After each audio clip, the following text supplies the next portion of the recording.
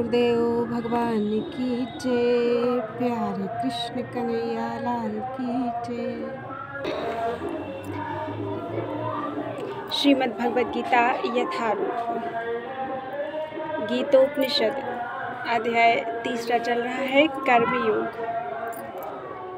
12 श्लोक हो चुके हैं, आज 13वें श्लोक से। यज्ञशिष्टासिनः सन्तो मुच्यन्ते सर्वकिल्बिषैः भुञ्जते ते त्वघं पापा ये पचन्ते आत्मकारणात्। भगवान के भक्त सभी प्रकार के पापों से मुक्त हो जाते हैं, क्योंकि वे यज्ञ में अर्पित किए गए भोजन अर्थात प्रसाद को ही खाते हैं। और अन्य लोग जो अपनी इंद्रिय सुख के लिए भोजन बनाते हैं, वे निश्चित रूप से पाप खाते हैं। तात्पर्य, भगवत भक्तों या कृष्ण भावनामृत पुरुषों को संत कहा जाता है। वे सदैव भगवत प्रेम में निमग्न रहते हैं, जैसा कि ब्रह्म संहिता में कहा गया है, प्रेमांजन छुरित भक्ति विलोचनेन संतः सदैव हृदयेषु विलोकयन्ति। संतगण श्री भगवान गोविंद समस्त आनंद के दाता या मुकुंद अर्थात मुक्ति के दाता या कृष्ण सबों को आकर्षित करने वाले पुरुष के प्रगाढ़ प्रेम में मगन रहने के कारण कोई भी वस्तु परम साधन के द्वारा यथा श्रवण, कीर्तन, स्मरण, अर्चन आदि के द्वारा यज्ञ करते रहते हैं।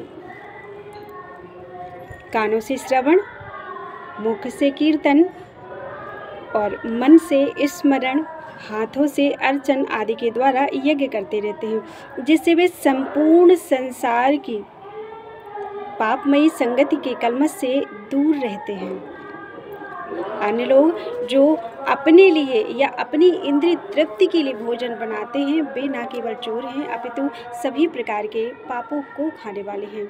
जो व्यक्ति चोर तथा पापी दोनों हो, भला वह किस तरह सुखी रह सकता है? यह संभव नहीं।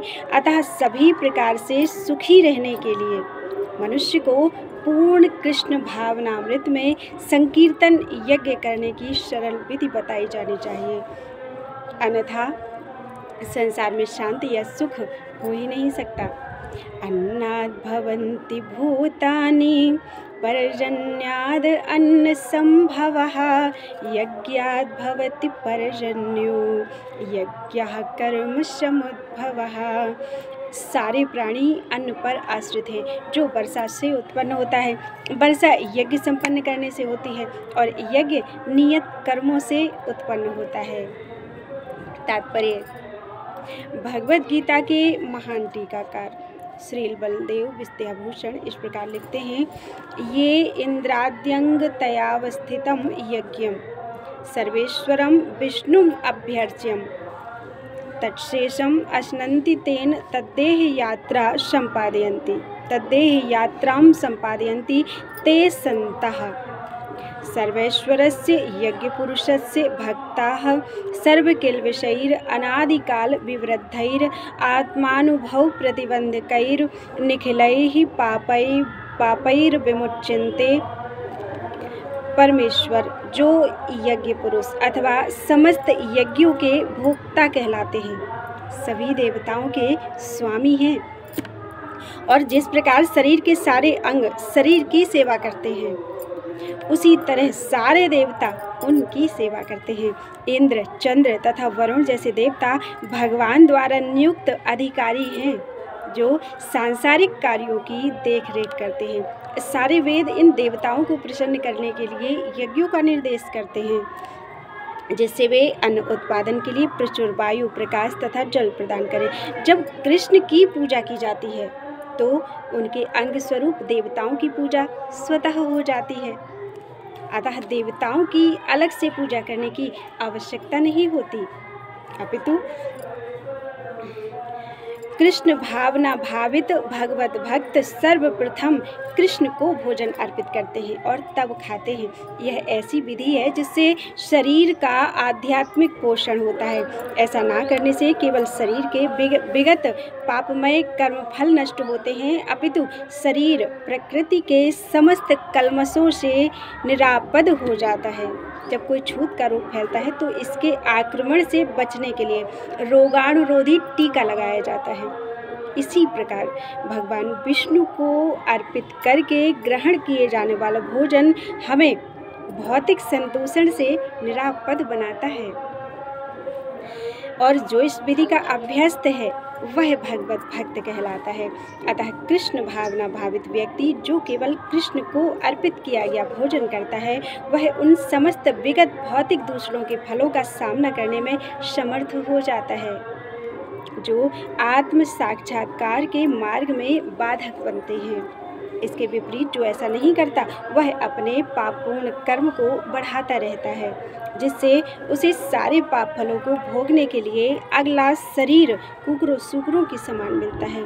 यह भौतिक जगत नाना कलमशों से पूर्ण है और जो भी भगवान के प्रसाद को ग्रहण करता है उनसे निरापद हो जाता है और उनके आक्रमण से बच जाता है, किंतु जो ऐसा नहीं करता वह कलमश का लक्ष्य बन जाता है। अन्न अथवा शाक वास्तव में खाद्य हैं। मनुष्य विभिन्न प्रकार के अन्न, शाक, फल आदि खाते हैं, जबकि पशु इन पदार्थों के उच्छिष्ट को खाते हैं। जो मनुष्य मांस खाने के अभ्यस्त हैं उन्हें भी शाक के उत्पादन पर निर्भर रहना पड़ता है, क्योंकि पशु शाक ही खाते हैं। अतएव हमें अंततो गत्वा खेतों के उत्पादन पर ही आश्रित रहना है, बड़ी बड़ी फैक्ट्रियों के उत्पादन पर नहीं। खेतों का यह उत्पादन आकाश से होने वाली प्रचुर वर्षा पर निर्भर करता है और ऐसी वर्षा इंद्र, सूर्य, चंद्र आदि देवताओं के द्वारा नियंत्रित होती है। ये देवता भगवान के दास हैं। भगवान को यज्ञों के द्वारा संतुष्ट रखा जा सकता है, अतः जो इन यज्ञों को संपन्न नहीं करता उसे अभाव का सामना करना होगा। यही प्रकृति का नियम है। अतः भोजन के अभाव से बचने के लिए यज्ञ और विशेष रूप से इस युग के लिए संस्तुत संकीर्तन यज्ञ संपन्न करना चाहिए। 5 यज्ञ जो बताए गए वो अपनी 5 इंद्रियों के द्वारा किए गए हैं। उनमें किसी सामान की जरूरत नहीं पड़ती। आँखों से अपने प्यारे का दर्शन करते रहें, यही यज्ञ है। मुख से अपने भगवान का कीर्तन करते रहें, नाम कीर्तन, नाम जप, यही यज्ञ है। कानों से उनकी कथा श्रवण, उनके नाम का कीर्तन सुनते रहें, यही यज्ञ है। और नाक से उनके चढ़े हुए फूलों की सुगंध लेते रहें, यही यज्ञ है।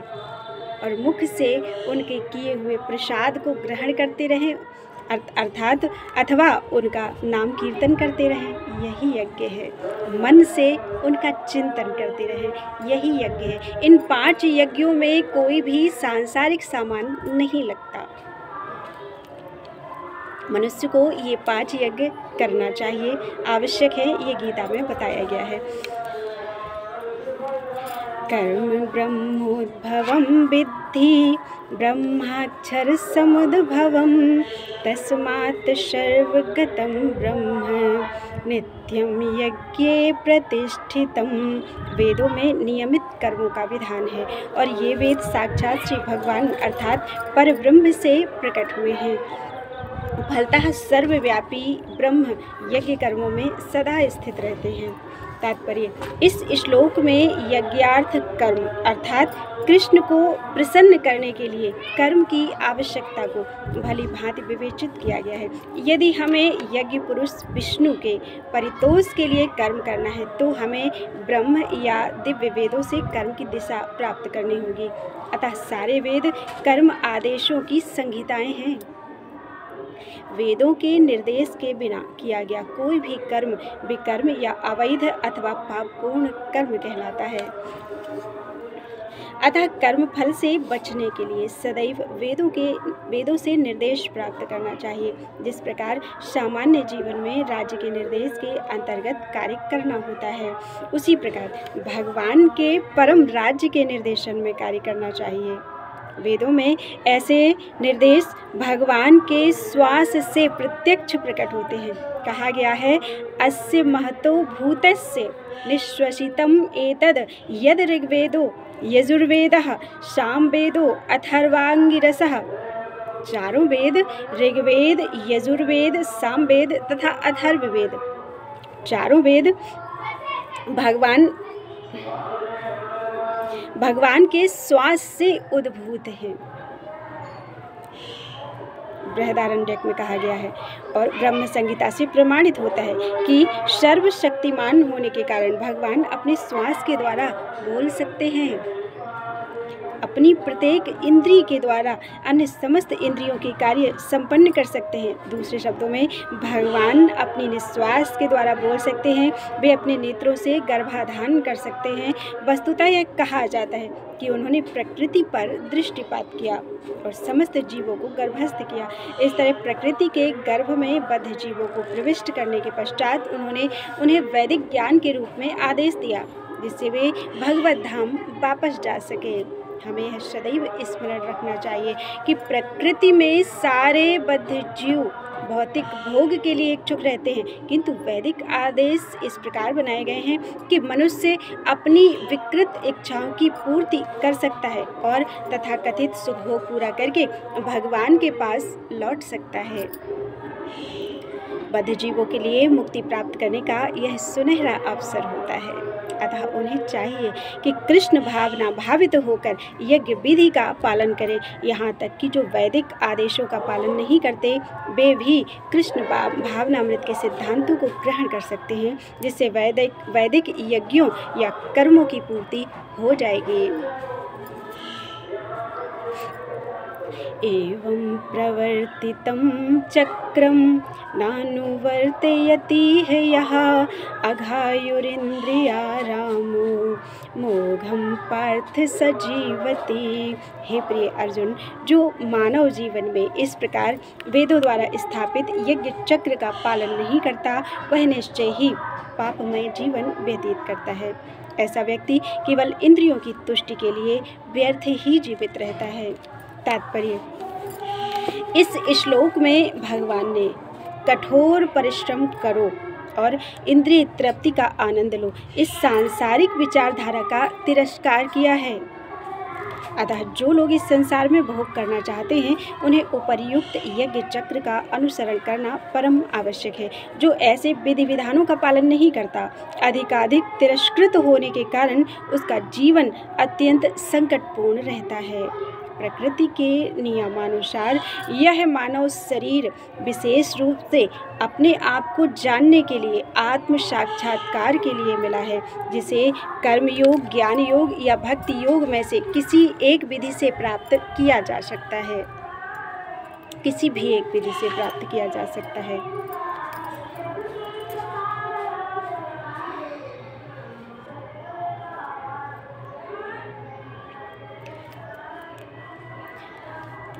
इन योगियों के लिए यज्ञ संपन्न करने की कोई आवश्यकता नहीं रहती,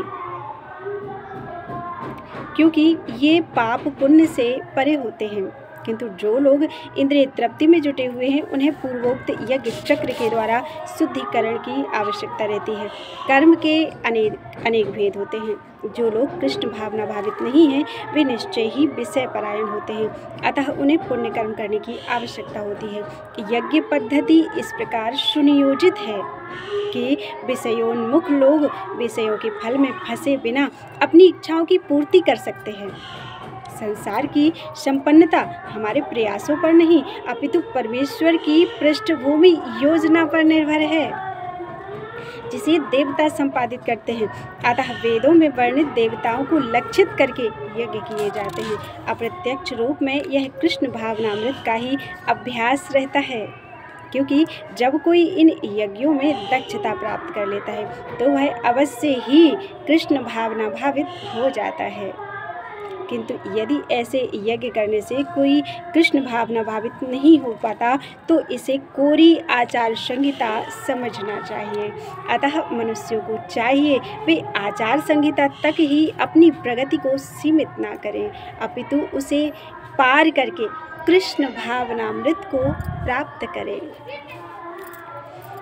यस्त्वात्मरतिरेव स्यादात्म तृप्तश्च मानवः। यस्त्वात्मरतिरेव स्यादात् आत्मतृप्तश्च मानवः आत्मन्येव च सन्तुष्टः तस्य कार्यं न वेद्यते। किंतु जो व्यक्ति आत्मा में ही आनंद लेता है तथा जिसका जीवन आत्म साक्षात्कार युक्त है और जो अपने में ही पूर्णतया संतुष्ट रहता है, उसके लिए कुछ भी करनीय नहीं है, कुछ भी कर्तव्य नहीं है। तात्पर्य, जो व्यक्ति पूर्णतया कृष्ण भावना भावित है और अपने कृष्ण भावनामृत के कार्यों से पूर्णतया संतुष्ट रहता है, उसे कुछ भी नियत कर्म नहीं करना होता। कृष्ण भावना भावित होने के कारण उसके हृदय का सारा मैल तुरंत धुल जाता है, जो हजारों यज्ञों को संपन्न करने पर भी संभव नहीं हो पाता। इस प्रकार चेतना के शुद्ध होने से मनुष्य परमेश्वर के साथ अपने संबंध के प्रति पूर्णतया आश्वस्त हो जाता है। भगवत कृपा से उसका कार्य स्वयं प्रकाशित हो जाता है। अति वैदिक आदेशों के प्रति उसका कर्तव्य निश्शेष हो जाता है, अर्थात उसका कोई कर्तव्य बाकी नहीं रहता। ऐसा कृष्ण भावना भावित व्यक्ति कभी भी भौतिक कार्यों में रुचि नहीं लेता और न ही उसे सुराज सुंदरी तथा अन्य प्रलोभनों में कोई आनंद मिलता है। नैव तस्य कृतेनार्थो न कृतेनेह कश्चन न चास्य सर्वभूतेषु कश्चिद अर्थव्यपाश्रयः। स्वरूप सिद्ध व्यक्ति के लिए ना तो अपने नियत कर्मों को करने की आवश्यकता रह जाती है, ना ऐसा कर्म ना करने का कोई कारण ही रहता है। उसे किसी अन्य जीव पर निर्भर रहने की आवश्यकता भी नहीं रह जाती। तात्पर्य, स्वरूप सिद्ध व्यक्ति को कृष्ण भावना भावित कर्म के अतिरिक्त कुछ भी करना नहीं होता, किंतु यह कृष्ण भावनामृत निष्क्रियता भी नहीं है। जैसा कि अगले श्लोकों में बताया जाएगा, कृष्ण भावना भावित व्यक्ति किसी की शरण ग्रहण नहीं करता, चाहे वह मनुष्य हो या देवता।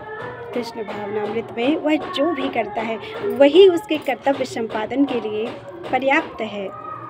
तस्माद् अशक्तः सततं कार्यं कर्म समाचर असक्तो ह्याचरन् कर्म परमाप्नोति पुरुषः। अतः कर्म फल में आसक्त हुए बिना मनुष्य को अपना कर्तव्य समझकर निरंतर कर्म करते रहना चाहिए, क्योंकि अनासक्त होकर कर्म करने से उसे परब्रह्म अर्थात परम की प्राप्ति होती है। तात्पर्य, भक्तों के लिए श्री भगवान परम है और निर्विशेषवादियों के लिए मुक्ति परम है।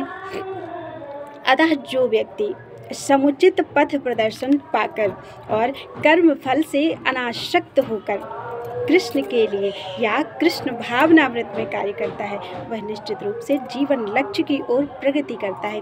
अर्जुन से कहा जा रहा है कि वह कृष्ण के लिए कुरुक्षेत्र के युद्ध में लड़े, क्योंकि कृष्ण की इच्छा है कि वह ऐसा करे। उत्तम व्यक्ति होना या अहिंसक होना व्यक्तिगत आसक्ति है, किंतु फल की आसक्ति से रहित होकर कार्य करना परमात्मा के लिए कार्य करना है। यह उच्चतम कोटि का पूर्ण कर्म है जिसकी संस्तुति भगवान कृष्ण ने की है। नियत यज्ञ जैसे वैदिक अनुष्ठान उन पाप कर्मों की शुद्धि के लिए किए जाते हैं जो इंद्रिय तृप्ति के उद्देश्य से किए गए हों, किंतु कृष्ण भावनामृत में जो कर्म किया जाता है वह अच्छे या बुरे कर्म के फलों से परे है। कृष्ण भावना भावित व्यक्ति में फल के प्रति लेश मात्र भी आसक्ति नहीं रहती। वह तो केवल कृष्ण के लिए कार्य करता है। वह समस्त प्रकार के कर्मों में रत रहकर भी पूर्णतया अनासक्त रहा आता है। कर्मणैव हि संसिद्धिम् आस्थिता जनकादयः लोकसंग्रहमेवापि संपश्यन् कर्तुमर्हसि। जनक जैसे राजाओं ने केवल नियत कर्मों को करने से ही सिद्धि प्राप्त की, अतः सामान्य जनों को शिक्षित करने की दृष्टि से तुम्हें कर्म करना चाहिए। तात्पर्य, जनक जैसे राजा स्वरूप सिद्ध व्यक्ति थे, अतः वे वेदानुमोदित कर्म करने के लिए बाध्य नहीं थे, तो भी वे लोग सामान्य जनों के समक्ष आदर्श प्रस्तुत करने के उद्देश्य से सारे नियत कर्म करते थे। जनक सीता जी के पिता तथा भगवान श्री राम के ससुर थे। भगवान के महान भक्त होने के कारण उनकी स्थिति दिव्य थी, किंतु चूँकि वे मिथिला अर्थात जो भारत के बिहार प्रांत में एक परगना है वहाँ के राजा थे, मिथिला नगरी के, अतः उन्हें अपनी प्रजा को यह शिक्षा देनी थी कि कर्तव्य पालन किस प्रकार किया जाता है।